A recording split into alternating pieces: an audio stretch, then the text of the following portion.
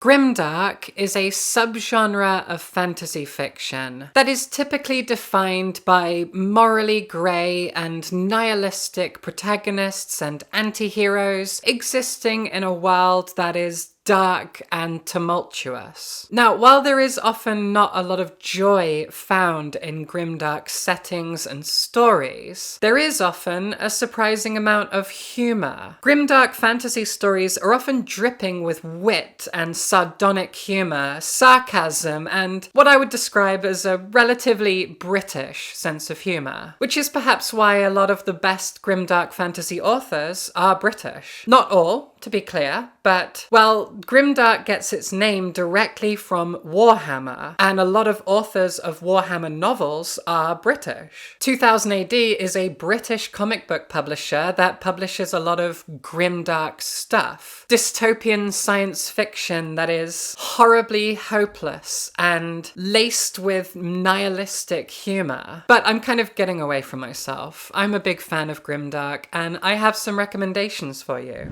As I said, grimdark gets its name from Warhammer, which is a tabletop strategy game that has expanded into an enormous multimedia conglomerate full of video games, novels, comic books, etc., etc. The tagline of Warhammer reads, "In the grim darkness of the future, there is only war." And Warhammer is a science fantasy setting, like Star Wars without the hope. I've read some Warhammer novels, I've played Space Marine 2, and I like what I've read, I like what I've seen, but I don't know the ins and outs of Warhammer. That said, I do want to give a very brief shout out to this, the Gormenghast trilogy by Mervyn Peake. I, at least, have always considered this to be the kind of origin of the genre, not the origin of the name, as I said, that's Warhammer, but so much grimdark fantasy fiction owes its legacy to these books, which were published back in the 1940s. These books are the dark shadow of The Lord of the Rings. Not as popular, but a lot of people have read them. I'm sure a lot of people watching this have read Gormenghast. If you haven't, I really, really recommend them. They're very gothic fantasy, and they come from a very, very early time in the genre's history. Fantasy kind of began with Lord of the Rings, but you cannot overlook the importance of Gormenghast. But I'm not going to talk about these here. I'm going to focus on some new and popular grimdark fantasy books that are around right now and absolutely worth reading. Especially right now, it is autumn, it is spooky season, and I personally would ordinarily recommend a bunch of horror novels to read at this time, but I'm not in a horror mood at all. I haven't been for months and months. Instead, I've been in a fantasy mood, and I thought, well, now's the time to recommend grimdark, so here we go. This has been a lot of preamble. I hope it hasn't annoyed you, but I'm very passionate about grimdark, and I have some great recommendations here. I have to say, the genre is often dominated by men, so I've tried to expand here and include a few novels by women, by queer writers, good representation all around. Or at least as good as I can find within the genre. Like I said, it's quite masculine. I still love it though. The two biggest authors within the genre of grimdark, in my opinion, are Joe Abercrombie and Mark Lawrence, and we'll get to them, but I'm not starting there because it's too predictable. Instead, I'm starting with Christopher Buehlman, an author that I discovered relatively recently, but is a huge success within the world of underground and more online fiction, for lack of a better term. It's kind of a weird thing to say, but Christopher Buehlman exploded in popularity about 10 years ago with his book Between Two Fires, which here in the UK you can only find on Amazon. It might have been self-published. It's very popular online, but you don't find it in bookstores. And I do so much of my browsing in bookstores, so I didn't come across him for a while. But recently, at least here in the UK, he had two novels published by Golance, one being a prequel to the other. And these books are fantastic fun. This is The Blacktongue Thief. It is a grimdark book. Our protagonist is a morally grey thief, the titular Blacktongue Thief. He literally has a black tongue. And he is partnering up with a female knight who is incredibly stoic and brutal to go out on a journey. And the details of their journey, the overarching plot of the book, honestly feels so inconsequential compared to the characterization, the events of the journey, the dialogue between these characters, and the way that the world is built around them and their journey. Buehlman is amazing at character writing writing and world building. It's weird to say that the story is inconsequential, but this novel epitomizes the phrase, "It's about the journey, not the destination." It doesn't matter where they're going. You're so going to enjoy the journey that they go on. And this book is rife with action. It is like 50% action scenes. Bare knuckle brawls in alleyways, bladed duels by moonlight, ships being attacked by sea monsters in the middle of the ocean, sneaking, stealing, backstabbing, betrayal. It's a pulse-pounding story, and it's not overly long. It's relatively short as fantasy books go. Like, it's a normal length book rather than something enormously bloated. And it is so much fun. The twists and turns, the focus on language. Like Tolkien before him, Bjornman clearly has a great level of respect and admiration for language, for etymology, for the relationships between different accents, dialects, languages, etc. He has given a lot of attention within the world building to language specifically, and I really appreciate it. But this deep and detailed focus on language is counterbalanced by, as I said, the sheer amount of action in this book. Our protagonist spends a lot of time talking about languages, talking to people in different languages, learning about their culture through the context of language. And then he spends the rest of his time getting into brawls, sneaking into people's homes, stabbing them in the back, fighting off sea monsters. It's so much fun. It is bleak, it is dark, and content warning, this novel is not particularly kind to cats. There is a scene where something horrible happens to some cats, but as a result of that scene, our protagonist kind of adopts a blind cat. And if you read the acknowledgements at the back, Bjornman talks about the fact that this was inspired by the fact that a blind cat turned up at his door one day and he adopted it. He seems like a really sweet guy. I am a cat owner, I am a cat lover, I would do anything for my cat, so just fair warning for that. But that kind of thing is typical of the genre. It's grim and dark. I could talk about this book forever, so I'm gonna move on. Here's a wonderful novel that is kind of grimdark adjacent. You could perhaps more accurately describe this as a dark, twisted fairy tale. This is Nettle and Bone by T. Kingfisher, one of my absolute favourite authors. Now, what makes T. Kingfisher so special is that she writes both horror and fantasy. Her horror is very Southern Gothic. Haunted houses, buried secrets. She has even rewritten Edgar Allan Poe's The Fall of the House of Usher and expanded on it with 2 sequels. And when she turns to fantasy, she either makes it incredibly wholesome and cute, or she makes it dark and twisted. This is another journey, and a really fun one. Also, this is another short novel. Our protagonist is Mara, the youngest princess of a family who has seen her older sisters get married off to abusive princes. And she's sick of it. She wants to do something about this power struggle, this abuse of masculine power over women for the sake of politics. It's murky and it's gross, and in that way, this is a wonderfully feminist book. But on her journey, Mara has to complete trials. She has to gather companions, so there's a kind of found family dynamic. And these trials consist of her doing things like making a cloak out of nettles, building a dog out of bones to bring to life. That's why it's called Nettle and Bone. It's been a while since I've read this, and I think I'm really ready for a reread. I've read a lot of T. Kingfisher's books. Whether they be fantasy or horror, they all hit for me, and since they are my 2 favourite genres, well, Gothic specifically is what I live for, but Gothic fiction often does sit kind of between horror and fantasy. Gothic fiction is fantastical, and it's incredibly dark and frightening at times. It's a broad spectrum, but also very specific. There are a lot of themes that Gothic books need to kind of check off in order to be Gothic, and T. Kingfisher manages to explore the breadth of fantasy, horror, Gothic fiction, fairy tale fiction, etc., etc. She does a lot across a lot of different books. She publishes a lot, like multiple books a year. And for a lot of people, Nettle and Bone remains one of her highlights. And I can't disagree. This is a very fun book, but it's set in a very dark and twisted world of cruel men abusing women, abusing their power, and a young woman going on a strange fairy tale adventure full of uncomfortable and painful things. Very grimdark, very fantastical, very strange, borderline surreal at times, and worth worth, honestly, several reads, which is why I need to read it again soon. Then we have a very new book, Once Was Willem by M.R. Carey. M.R. Carey has been around for a long time, writing incredible novels and comic books. And this is his latest novel, a pretty short, grimdark fantasy tale that is also a work of bleak historical fiction in a kind of Arthurian setting. This is a medieval English tale about a young boy who is literally referred to as Once Was Willem because he's dead, or undead. He died, and his parents turned to a wizard, a magician, to bring him back to life. And when he was brought back to life,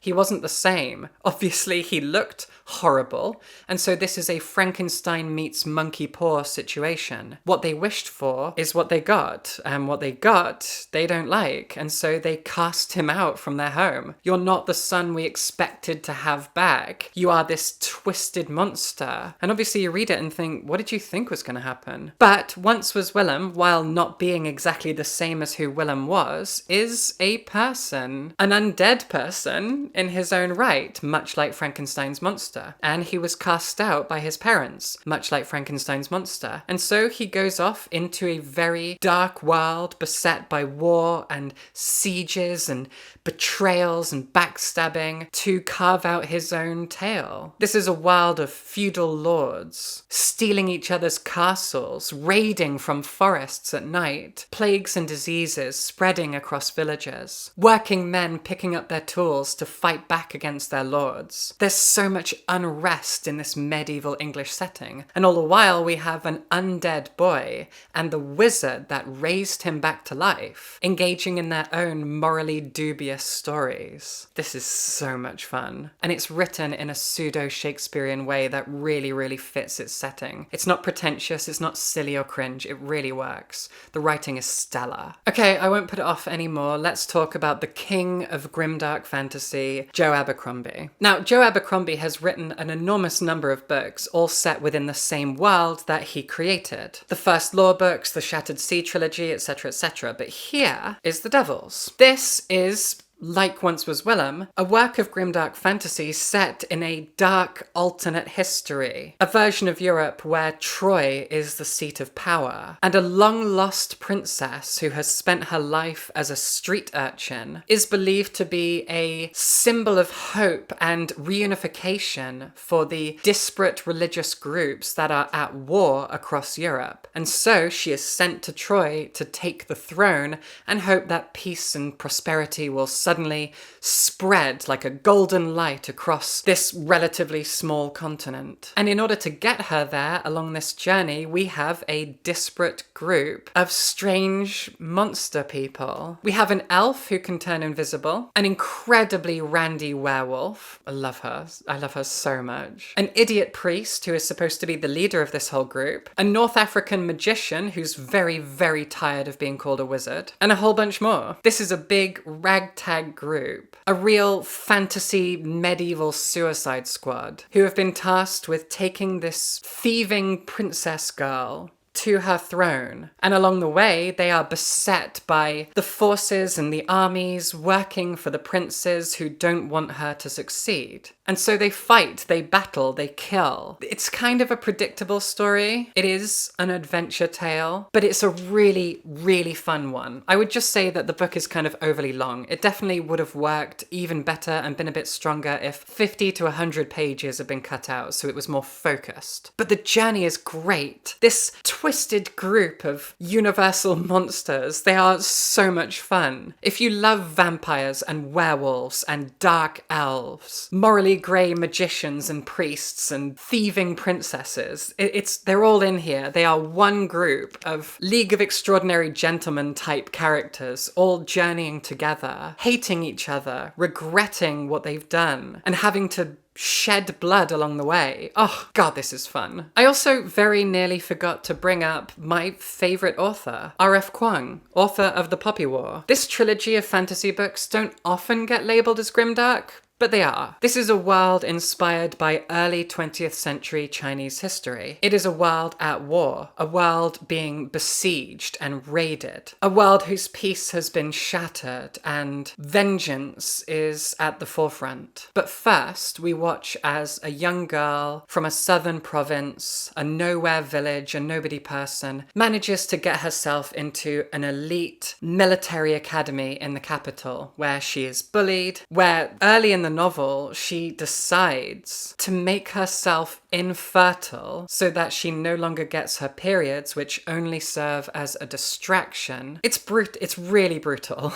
There's a lot of brutality and darkness and morally questionable things that happen in this book because it is a desperate place and a desperate time. The lines between good and bad and ethical and unethical, it all gets so blurry, and there's a lot of sorrow and discomfort in this book. I would say that the Poppy War takes Grimdark very, very seriously. But the reason I think it often isn't called Grimdark is because it's so overtly political. A lot of Grimdark fantasy has political overtones and themes, but it doesn't think that deeply about them. Warhammer doesn't have a lot to say. Obviously, it's very political, but only in the sense that the politics exist as a backdrop, and it's the same with Abercrombie's books, etc., etc. This book has things to say about international politics, about war crimes, about a lot of very important things.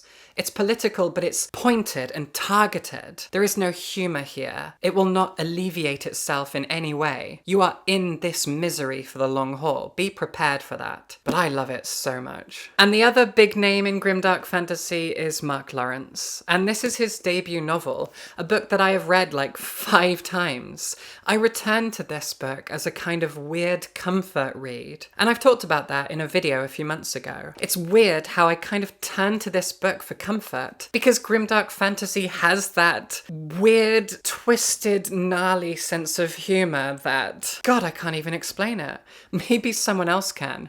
Dig into my brain and psychoanalyze me. Tell me why I find this to be a comfort read. I think it's kind of fucking weird. Prince of Thorns is set in a kind of post-apocalyptic European future. That isn't clear for a long time in the book. It's hinted at all the way through, and you sort of slowly piece that together. So that is a spoiler, and luckily I don't care. And our protagonist, Jorg, is a psychopathic prince who was kind of made that way when his carriage was attacked and he was flung into this briar of thorns, hence Prince of Thorns. He saw his mother die, and now his father is marrying this horrible woman that he doesn't like, and he does terrible things to her daughter, which is his niece. I can't remember. I've read this so many times and yet I can't remember these details, but it's him and a band of twisted, horrible men going on a journey for him to get the throne and then become emperor and get bigger and bigger and conquer more and more stuff, and he is irredeemably, unapologetically awful. And the journey that he goes on is a really fun one. He's moved away from grimdark recently. I've got one of his newest books lined up. I need to check that out, The Book That Wouldn't Burn. I've heard it's very different from this and I'm excited to check that out, but the weird psychopathic escapism of grimdark is front and center here. I also very quickly want to recommend a book that was my favorite read of 2024, and again, I don't see this described as grimdark, and I understand that, but people often call this dark academia, and while I can see that, that's honestly not what comes to mind when I think of it. This is a deeply, intelligently political novel about biases, about racism, about class dynamics and various prejudices. It is kind of a dark academia in the sense that it is set in an academic setting, set in a setting. Brilliant sentence, Willow. What's so clever about this is the kind of dynamic perspective shifting between its protagonists and their lived experiences and their relationships between each other. The book is not apologia for white people who passively engage in racist societal norms. I'm being vague, but you need to read it to understand what I'm saying here. I don't have time to go into detail about books when I'm doing listicles, so luckily I do have a review of this book from a few months ago, late last year. Go check that review out out for a lot more context and my full thoughts. This is a fantastically clever book that I think needs as much love and attention as possible. And I'm realizing now I don't think I even said the name of it. This is Blood Over Bright Haven by M.L. Wang. Here in the UK, it just came out in paperback, and if you haven't read it, please go pick it up. This is a revolutionary, daring, deeply, insightfully political novel that tackles big, important themes that are so relevant to our society right now, especially here in the West, in the UK, the US. This is prescient. It is powerful. It is bleak and horrible. It is grimdark fantasy meets science fantasy meets dark academia, all wrapped up in a brilliantly realized world of horrible politics that are so reflective of the darkest elements of today. This is an absolute masterpiece. And finally, we have The Pariah by Scottish author Anthony Ryan. If you're already a fan of Joe Abercrombie, Mark Lawrence, Christopher Buehlman, this is the next author for you to check out. The Pariah is the first book in a trilogy, and it tells the story of a young man named Alwyn, who has been raised as an outlaw. And for the first act of this novel, we get to know him and his band of outlaws as they commit Robin Hood-style crimes until there is an enormous betrayal, until everything falls apart. Their band falls apart, their world falls apart, and Alwyn's entire life shifts. He is forced into life as a soldier for the king's army, the last thing you'd ever think to see him do. He ends up in a prison mine. A lot of things happen to him across this adventure that is, as far as I remember, separated neatly into 3 acts. And I've kind of spoiled here some of the things that happen to him, but those things are also spoiled in the blurb because this betrayal happens so deep into the book. So I guess in writing the blurb, the author, the publisher, the marketing team, whatever, they had to give us a lot because it is a slow burn at first, but that slow burn is forgiven by the fact that there is rich characterization and interpersonal relationships between this band of outlaws, and it all builds up a wonderful idea of who Alwyn is and the world that he's grown up in, who he's been raised by, etc., etc. His life is dark, and the betrayal twists his mind. It is grimdark at its finest. It's not that funny, but there is some really engaging and fun dialogue between characters. The twists and turns are pretty intense. And it's also a very grounded medieval fantasy world. There's not a lot of magic here. So if you like a sort of historical European tone and a grimdark story and a grand adventure, but also a kind of slow burn that really lets you get to know these characters, yeah, this is it. Now, obviously, this is not a complete and thorough list of everything grimdark. I didn't, for example, talk about the fact that Game of Thrones is grimdark fantasy in a lot of ways. So I could have just given you an overview of the first Game of Thrones book, but I don't think you need that. I also just fully didn't mention the Locked Tomb trilogy by Tamsin Muir, which begins with Gideon the Ninth, which my partner has actually just gotten through reading. And honestly, that's partly because I forgot to bring it up, but I'm kind of glad that I forgot because I don't know if those books are grimdark. It's kind of weird, but like, they meet the aesthetic criteria, but they are incredibly funny. Funnier than a grimdark book is typically expected to be, and it's a very different kind of humour. I think that's really important. The kind of sardonic sense of humour that grimdark has isn't the kind of humour that you find in that trilogy. So, I don't know. My thoughts on that are complicated. Not whether or not I like it. I like those books a lot, but do they belong on this list? Don't know. Doesn't really matter because I forgot about them. Anyway, hope you enjoyed this. If you did, if you want to chat with me and recommend me books a lot and engage in fun bookish conversation, then I have a private Discord server that you can join if you support me on Patreon for as little as $1 a month. I am also updating my Patreon with exclusive book reviews. I miss writing about books, like with typed words. And so if you enjoy my writing, well, my Patreon is where you can find poetry, short stories, chapters of novels, essays, and also, from now on, book reviews of literally everything I read. That includes comic books, non-fiction, etc. Every single thing that I read, I will review on my Patreon for my $3 and up tiers. And I've got more essays and various fiction on the way as well. And there's the Discord server and ad-free videos that you'll get access to a few days ahead of time, etc. Lots of benefits. Check out my Patreon, I'd really appreciate it, and subscribe for books.